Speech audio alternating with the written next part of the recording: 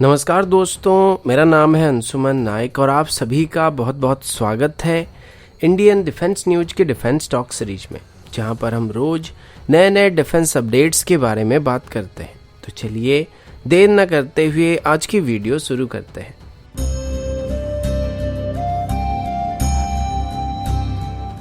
आज की पहली अपडेट ब्रह्मोस मिसाइल को लेके। कुछ महीने पहले आपको याद होगा ग्रीस की तरफ से ब्रह्मोस मिसाइल को एक्वायर करने का प्रस्ताव दिया गया था और फ्रांस से राफेल को खरीदने के बाद ग्रीस के डिफेंस एक्सपर्ट्स की तरफ से भारत से ब्रह्मोस मिसाइल को खरीदने का विचार किया जा रहा था। और उस दौरान ऐसे ही कुछ खबर सामने आए थे, लेकिन ब्रह्मोस मिसाइल की एयर लॉन्च्ड वेरिएंट को चाहकर भी ग्रीस इस्तेमाल नहीं कर सकता है, क्योंकि पहले तो ग्रीस के पास ऐसी कोई भी एयरक्राफ्ट नहीं है जो कि ब्रह्मोस की एयर लॉन्च्ड वेरिएंट को कैरी कर सकता है या फिर फायर कर सकता है, और राफेल ब्रह्मोस मिसाइल को कैरी नहीं कर पाएगा। और अगर ग्रीस सच में ब्रह्मोस की एयर लॉन्च्ड वेरिएंट को खरीदने में इंटरेस्टेड है तो उनको ब्रह्मोस की एनजी वेरिएंट को आने का इंतजार करना पड़ सकता है, जिस वजह से तब ये जो खबर सामने आया था इसकी पॉसिबिलिटी काफी हद तक कम नजर आ रहे थे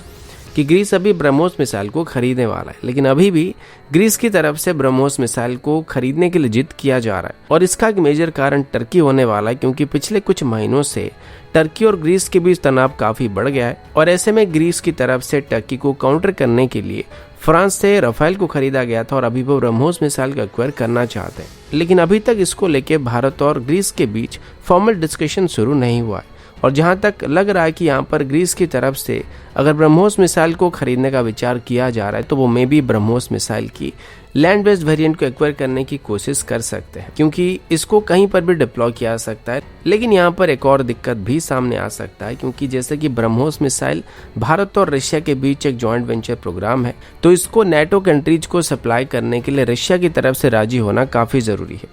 और इसी वजह से ग्रीस को ब्रह्मोस मिसाइल को सप्लाई करने की जो चांसेस है वो थोड़े कम होता हुआ नजर आ रहा है। अगला अपडेट भारत और पाकिस्तान को लेके। कल की डिफेंस टॉक वीडियो में मैंने आप सभी को बताया था कि पाकिस्तान की तरफ से कल ये क्लेम किया गया था कि पाकिस्तान की नेवी की एक पेट्रोल एयरक्राफ्ट की तरफ से एक इंडियन सबमरीन को पाकिस्तानी वाटर में घुसने से रोका गया था, और इसकी वीडियो फुटेज को भी पाकिस्तान की DGISPR की तरफ से रिलीज किया गया था। और कल मैंने आप सभी को बता दिया था कि पहले तो ये जो सबमरीन है इसको आइडेंटिफाई करना पॉसिबल नहीं है, और अगर ये भारत का सबमरीन भी और पाकिस्तान सच भी बोल रहा है तो इसकी क्या पॉसिबिलिटी हो सकते हैं, जो कि एकदम रेयर केस हो सकता है। यानी कि पाकिस्तान की तरफ से सच बोलने की उम्मीद हम कर रहे हैं, जो कि गर्लफ्रेंड की फोन वेटिंग में आने के बाद सहेली के साथ बात कर रही थी वाले स्टेटमेंट के साथ लगभग सिमिलर है, जिसके सच होने की चांसेस 0.001% से भी काफी कम होता है। लेकिन आज ऑफिशियली इंडियन नेवी की तरफ से पाकिस्तान की इस क्लेम को रिजेक्ट कर दिया गया है।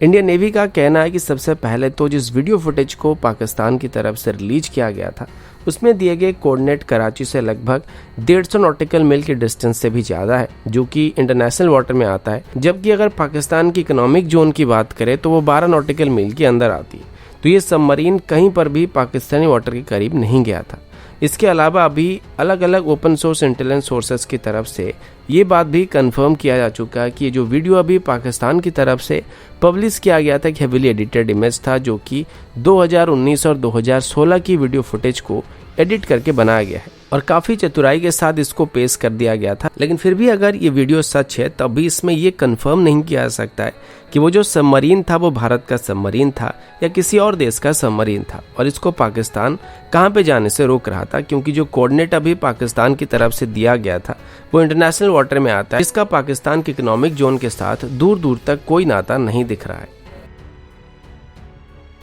अगला अपडेट भारत और चाइना को लेके। आप सभी को पता होगा कि भारत और चाइना के बीच लगभग 2 सालों से बॉर्डर में तनाव चल रहा है। इसी बीच दोनों तरफ से बॉर्डर में ट्रूप्स को डिप्लॉय करके रखा गया है और हर कोई एक दूसरे के ऊपर एडवांटेजेस को हासिल करने की कोशिश कर रहा है। इसी बीच चाइनीज मीडिया की तरफ से बताया जा रहा है कि चाइना की तरफ से भी भारत से लगे हुए अपने बॉर्डर के करीब 100 से ज़्यादा लॉन्ग रेंज की आर्टिलरी सिस्टम को और रॉकेट लॉन्चर सिस्टम को डिप्लॉय किया गया है, जिसमें मेनली चाइना की तरफ से अपनी PCL-181 ट्रक माउंटेड सिस्टम को डिप्लॉय किया गया है, और इसकी इफेक्टिव फायरिंग रेंज की बात करें तो ये लगभग 40 किलोमीटर के आसपास बताया जाता है। अब इनको काउंटर करने के लिए भारत की तरफ से अपनी M777 अल्ट्रा लाइट हाउजर के साथ अपनी K9 वज्रगन की एक रेजिमेंट को डिप्लॉय किया गया है, चाइनीज क्लेम के मुताबिक उनकी PCL 181 हाउजर इंडियन आर्मी की M777 गन के मुकाबले लगभग 2 गुना ज़्यादा डिस्टेंस तक स्ट्राइक कर सकता है, जो कि चाइना को टैक्टिकल एडवांटेजेस दिला सकता है। वहीं पर चाइना की तरफ से अपने सिंजियान प्रोविंस में PCL 191 गन्स को भी डिप्लॉय किया गया है, जो कि किसी भी आर्टिलरी गन के मुकाबले काफ़ी ज़्यादा डिस्टेंस तक स्ट्राइक कर सकते हैं। और ये एक तरीके से रॉकेट लॉन्चर सिस्टम है जिसको लगभग 500 किलोमीटर के डिस्टेंस तक स्ट्राइक करने के लिए इस्तेमाल किया जा सकता है। लेकिन ये जो भी गन्स हैं ये सभी ट्रक माउंटेड सिस्टम है और इनको मूव करने के लिए अपने पेरेंट ट्रक के ऊपर डिपेंडेंट है। और इस मामले में भारत की K9 वज्र गन के पास थोड़ा सा एडवांटेजेस होने वाला है। साथ ही चाइनीज गन्स की जो वेट है वो लगभग 25 टन के आसपास की, जिनको मूव करने में चाइना को काफ़ी परेशानी का सामना करना पड़ सकता है। जबकि भारत की बात करें तो भारत के M777 गन इनके मुकाबले लगभग 3 गुना ज़्यादा हल्के होने वाले हैं, जिस वजह से इनको तुरंत ही मूव किया जा सकता है और ज़रूरत पड़ने पर इनको एयरलिफ्ट भी किया जा सकता है। लेकिन रेंज के मामले में इंडियन आर्मी के जो गन से अभी चाइना के मुकाबले फिलहाल के लिए पीछे रहने वाले हैं। अगला अपडेट UAVs को लेके, जैसे कि अभी ड्रोन्स की रिक्वायरमेंट बढ़ने लगा है और मल्टीपल प्लेटफॉर्म पर ड्रोन को डिप्लॉय करना शुरू किया जा रहा है। इसके बाद ड्रोन्स को बनाने वाले कंपनियों की तादाद भी धीरे धीरे बढ़ने लगा है। पहले भारत में इनकी इतनी ज़्यादा डिमांड नहीं था और भारत में ड्रोन्स की रिक्वायरमेंट काफ़ी हद तक लिमिटेड था, पर अभी ये जो डिमांड ये काफ़ी तेज़ी के साथ ऊपर जा रहा है, जिसमें मिलिट्री से लेकर सिविलियन ड्रोन भी शामिल है। तो ऐसे में काफ़ी सारी इंडियन कंपनी भी इस मार्केट में आ चुके हैं और अपने पैर को जमाने की कोशिश कर रहे हैं और कुछ अभी काफ़ी हद तक सक्सेस भी हो चुके हैं। और साथ ही कई ग्लोबल मैन्युफैक्चरर्स की तरफ से अभी धीरे धीरे भारत में शिफ्ट होना शुरू किया गया है। और अभी एक European commercial drone manufacturer fixer की तरफ से अभी ये अनाउंस किया जा चुका कि वो अभी इंडियन मार्केट में एंटर करने वाले हैं। इसके लिए वो अभी एक इंडियन प्राइवेट सेक्टर कंपनी पारस एरोस्पेस के साथ टाई अप करने वाले हैं और इसके चलते वो अभी सबसे पहले भारत में अपनी फिक्सर 007 क्लास के ड्रोन को लॉन्च करने की बात कर रहे हैं, जो कि एक फिक्स्ड विंग ड्रोन होने वाला है और ये आने वाले 6 से 8 महीनों के अंदर इसके लगभग 150 यूनिट को सेल करने की उम्मीद कर रहे हैं। इस ड्रोन की बात करें तो ये सर्वेलेंस, लेजर सर्वे, वीडियोग्राफी, एग्रीकल्चर यूज और ऐसे अलग अलग काम के लिए इस्तेमाल किया जा सकता है और इसको बहुत सिविलियन और डिफेंस एप्लीकेशन के लिए इस्तेमाल किया जा सकता है। इसमें लगभग 2 kg तक की पेलोड को भी कैरी किया जा सकता है और एक बार इसको चार्ज करने के बाद ये लगातार 60 किलोमीटर के डिस्टेंस को कवर कर सकता है।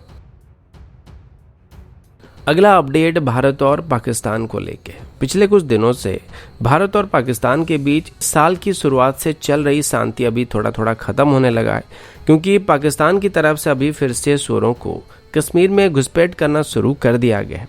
और हाल ही में ही पुंछ सेक्टर में हमारे 9 जवान वीर गति को प्राप्त होने के बाद अभी इंडियन आर्मी की तरफ से शोरों को ठिकाने लगाने के लिए लार्ज स्केल के ऑपरेशन को शुरू कर दिया गया, जिसमें अभी तक 6 आतंकवादी शोरों को मारा जा चुका है और अभी फाइनल असॉल्ट को लॉन्च किया जा रहा है, जिसमें जंगल में छुपे हुए बाकी सभी शोरों को ठिकाने लगा दिया जाएगा। इसी बीच भारत की तरफ से अभी पाकिस्तान के खिलाफ मजबूत सबूत को भी इकट्ठा करने की कोशिश किया जा रहा है, जो कि पाकिस्तान को FATF की ब्लैक लिस्ट में शामिल करने में भारत को मदद कर सकता है। अभी हाल ही में ही किए गए ऑपरेशन के दौरान जिन शोरों को मारा गया था उसमें तोयबा, मोहम्मद और मुजाहिदीन संगठन के शोरों को आइडेंटिफाई किया गया था और ये सभी संगठन पाकिस्तान में से रहकर ऑपरेट करते हैं, जिनको अभी पाकिस्तान की तरफ से फाइनेंशियल सपोर्ट प्रोवाइड किया जा रहा है। और अभी ये भी खबर सुनने को मिल रहा है कि इन सभी को अभी भारत में घुस के हमला करने के लिए, ऐसे डिस्टर्बेंस को क्रिएट करने के लिए पाकिस्तान की सीक्रेट सर्विस ISI की तरफ से फंडिंग किया जा रहा है। इसके अलावा भी सिविलियंस को भी मारना चालू कर दिया गया है और इसमें सीधे तौर पर ISI इन्वॉल्व होने की खबर हमारे इंटेलिजेंस डिपार्टमेंट की तरफ से दिया जा चुका है। तो ऐसे में ये सभी FATF में पाकिस्तान के खिलाफ पेश किया जा सकता है, जो कि पाकिस्तान को ब्लैक लिस्ट के करीब ले जा सकता है। वैसे अभी तक पाकिस्तान FATF के ब्लैक लिस्ट में शामिल हो गया होता, लेकिन कुछ सुअर प्रेमी देशों की वजह से वो अभी तक ग्रे लिस्ट में ही पड़ा हुआ है। लेकिन अभी FATF की तरफ से पाकिस्तान को काफ़ी मौके दिए जा चुके हैं और अभी अगर FATF पाकिस्तान के ऊपर सही कार्रवाई नहीं करता है तो वेस्टर्न कंट्रीज की तरफ से FATF पर भी सवाल उठाना शुरू कर दिया जाएगा और सभी देशों का भरोसा FATF के ऊपर से हट जाएगा। तो दोस्तों अभी के लिए इतना ही, मिलता हूँ आपसे अगले वीडियो में, तब तक के लिए जय हिंद, वंदे मातरम।